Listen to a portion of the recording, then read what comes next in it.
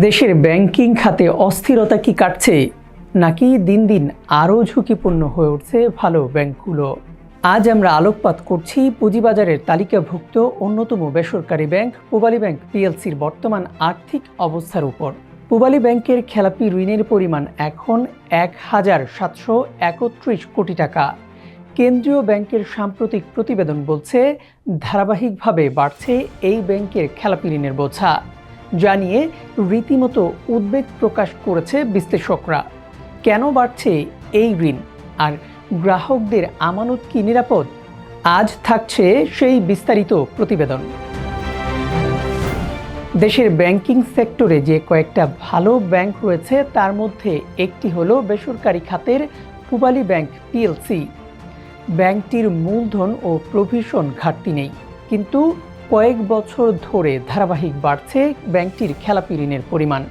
গত বছরের ডিসেম্বরের তুলনায় চলতি বছরের মার্চ শেষে ব্যাংকটির খেলাপি ঋণ বেড়েছে ২২৮ কোটি টাকা, আর বিগত ৪ বছরে ব্যাংকটির খেলাপি ঋণ বেড়েছে ৭০০ কোটি টাকা। যদিও ব্যাংকটির খেলাপি ঋণের কম, তথাপি অর্থনীতিবিদরা বলছেন ভালো ব্যাংকগুলো এভাবে ধীরে ধীরে দুর্বল হয়ে পড়ে। ঋণ বিতরণে সতর্ক না থাকলে এগুলো পরে ফিরে আসে না, পরিণত হয় খেলাপিতে। খেলাপি ঋণ বাড়তে বাড়তে একসময় গ্রাহকদের আমানত ঝুঁকিতে পড়ে।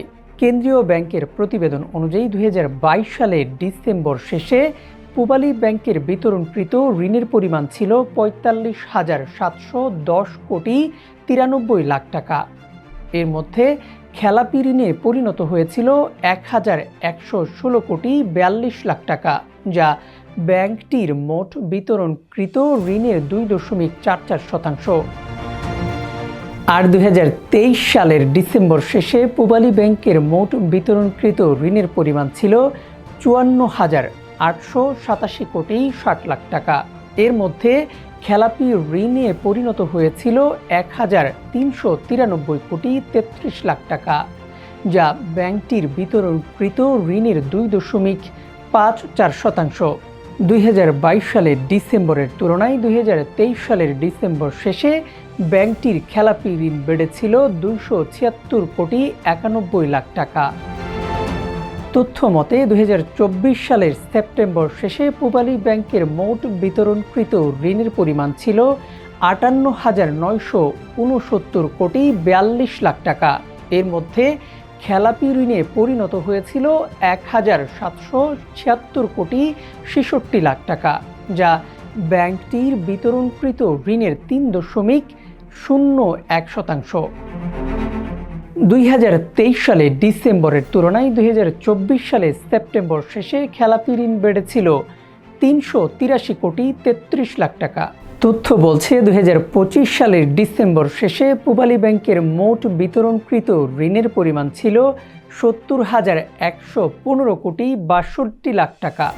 এর মধ্যে খেলাপি ঋণে পরিণত হয়েছিল ১,৫০৩ কোটি ১২ লাখ টাকা, যা বিতরণকৃত ঋণের ২.১৪%। কেন্দ্রীয় ব্যাংকের প্রতিবেদন বলছে ২০২৬ সালের মার্চ শেষে পূবালী ব্যাংকের মোট বিতরণকৃত ঋণের পরিমাণ দাঁড়িয়েছে ৭০,২৬৭ কোটি ৫৫ লাখ টাকা।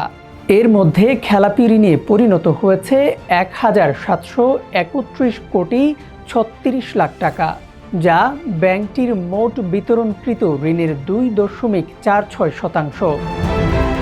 ২০২৫ সালের ডিসেম্বরের তুলনায় ২০২৬ সালের মার্চ শেষে ব্যাংকটির খেলাপি ঋণ বেড়েছে ২২৮ কোটি ২৪ লাখ টাকা। কেন্দ্রীয় ব্যাংকের প্রতিবেদন অনুযায়ী ২০২২ সালের ডিসেম্বরের তুলনায় ২০২৬ সালের মার্চ শেষে, অর্থাৎ ৪ বছরে পূবালী ব্যাংকের খেলাপি ঋণ বেড়েছে ৬১৪ কোটি ৯৪ লাখ টাকা।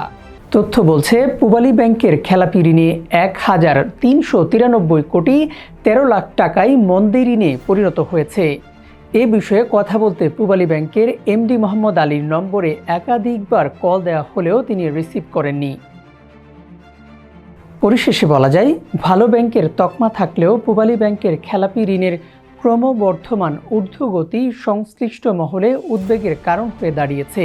বিশেষ করে ধারাবাহিকভাবে খেলাপি ঋণের পরিমাণ বৃদ্ধি এবং তার একটি বড় অংশ মন্দ ঋণে পরিণত হওয়া ব্যাংকিং খাতের স্থিতিশীলতার জন্য একটি অশনি সংকেত।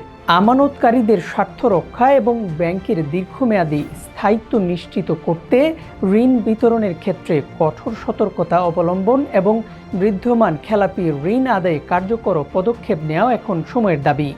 সংশ্লিষ্ট কর্তৃপক্ষের নীরবতা এই উদ্বেগ আরও বাড়িয়ে তুলছে।